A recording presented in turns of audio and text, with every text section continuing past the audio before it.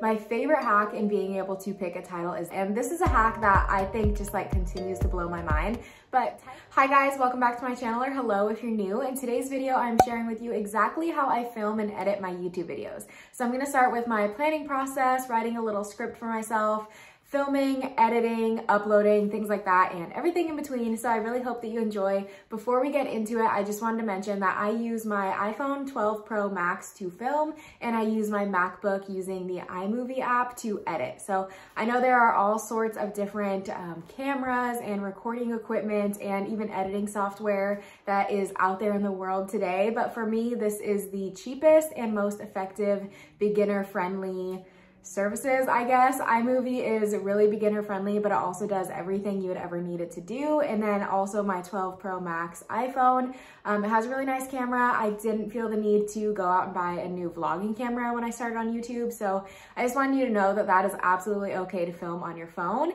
And also, if you were gonna purchase any sort of filming equipment, I definitely recommend a tripod and a ring light. There are some really inexpensive ones on Amazon that I really recommend, but other than that, I really think that you could start your YouTube channel for really inexpensive, if not free. So with all that being said, let's get into today's video. So the first step in our planning phase is picking our video. So I keep a little note thing in my phone of all of my different video ideas. So that way, if I'm like out at the grocery store or out at work and I come up with an idea for a video, I can just type it into my phone. So the first thing that I do is I decide which video we will be filming. And then what I do is I pick a title. So my favorite hack in being able to pick a title is the app called TubeBuddy. And in that app, they have a feature called the Tag Explorer where you can pretty much insert your idea on a title and it'll tell you the search volume, the competition volume, and then the overall score. So I like to do this just to see if my title is really good or really not good, and it kind of helps me pinpoint exactly what the title of my video is gonna be. And that way it just kind of kicks us off on the right foot of exactly what our video is on, and then we pretty much go from there. So as I'm doing this tag exploring research, I am taking anything that has a really good score and I'm typing it into a Word document. So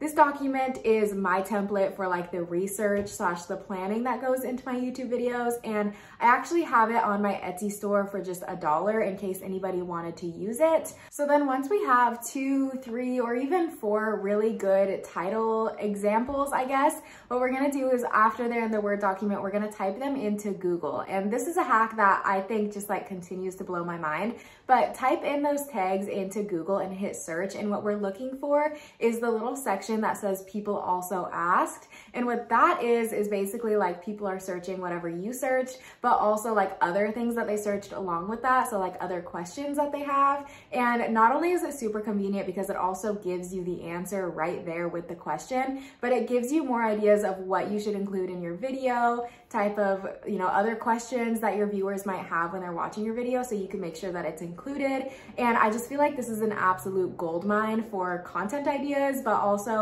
like figuring out exactly what your viewers are searching for and wanting to know. So now at this point, hopefully you have a good idea of what the title of your video is going to be and kind of topics and questions that you want to include. And so the last thing that I do is I type in those titles and those phrases into YouTube. And I don't really know how to explain exactly what I'm doing here, but I think basically I'm just getting inspiration from other creators. So I'm not necessarily trying to copy them or scope out the competition by any means, but I like to do this because I like to look at the most recent videos, the type of views they have and their thumbnails and things like that, and just kind of get some inspiration of what they're doing, how they're doing it. And the other thing that I look at is what other keywords they have in their title. And so that way it could be like extra research. If they have like a certain term that I think is really accurate, then I can kind of go back and put it into TubeBuddy. And I don't know, I just like to get inspiration from other creators. So that is the next step. And then after that, we are ready to make our script. So from here, I either do like bulletin points and just make sure that I have every topic that I want to discuss like there. So that way when I'm filming, I don't forget it. Or sometimes I do go into a little bit more detail and type out a little bit more of what I want to say, just because I like to get my thoughts out on paper first.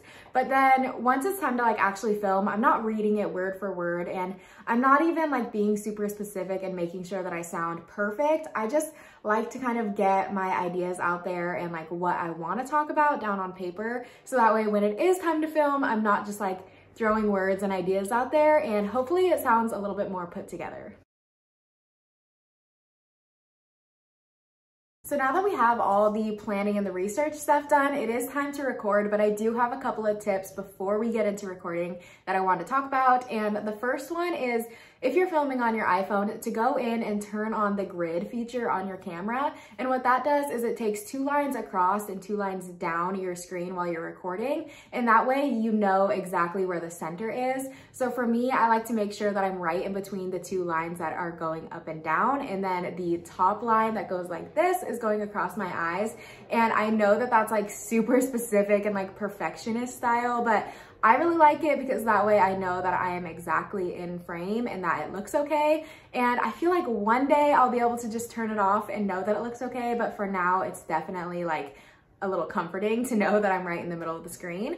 But then also you can turn up your camera resolution. So if you have the iPhone 12 Pro Max, and I think the 11 has this too, you can turn the resolution all the way up to 4K, which is a really good resolution.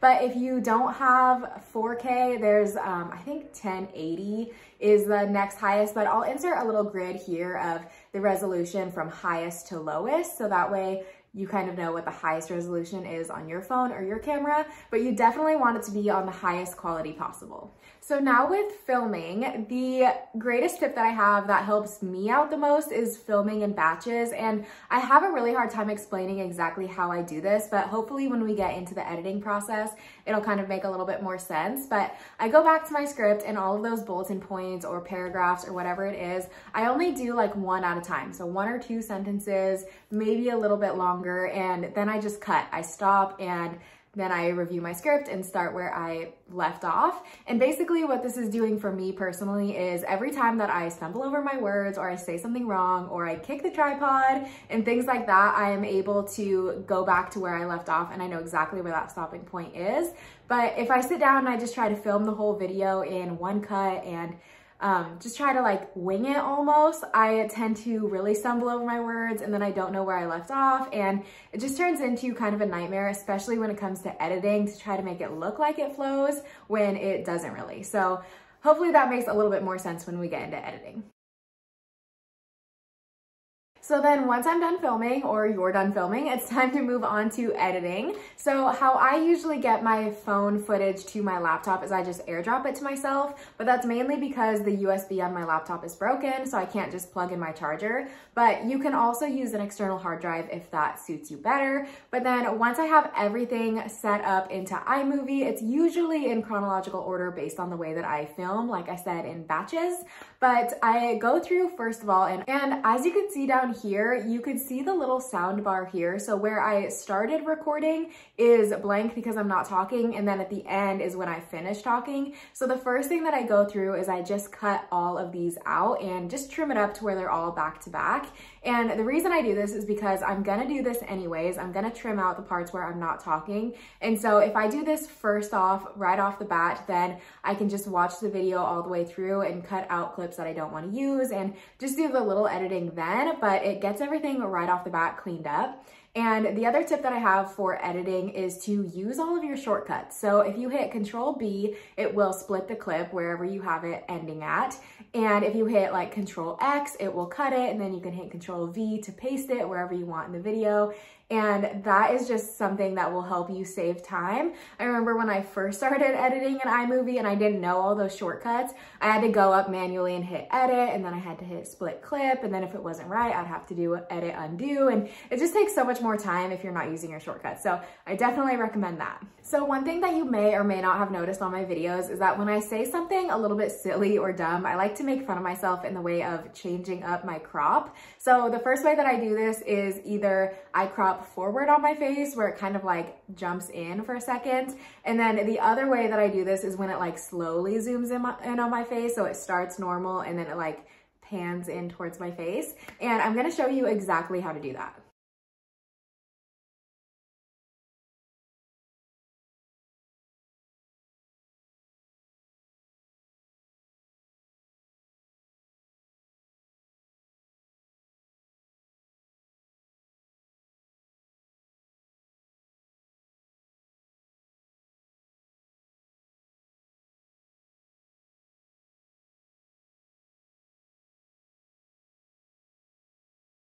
I just feel like it makes it so much more entertaining to watch. So here is the end results. Forward on my face where it kind of like jumps in for a second. And then the other way that I do this is when it like slowly zooms in on my face. So it starts normal and then it like pans in towards my face. And I'm gonna show you exactly how to do it. The next thing that I like to add is my Instagram handle in my intro. And so I use Canva Pro to do this. And I just pull up my usual YouTube thumbnail template. And from there, I create the little image in the corner and I save it as a transparent background. Now this is a Canva Pro feature. So unless you're paying for Canva, you can't do the transparent background. But basically I save it and I add it into my intro wherever it goes and put it right there so that people know what my Instagram handle is. And then anything that I have popping up on the screen like that, I like to add a little noise. I just feel like this kind of like grabs the attention but also adds in the effect. So I like to use this like bottle cork pop sound, and I just think that it's the most basic popping sound and I kind of like it. So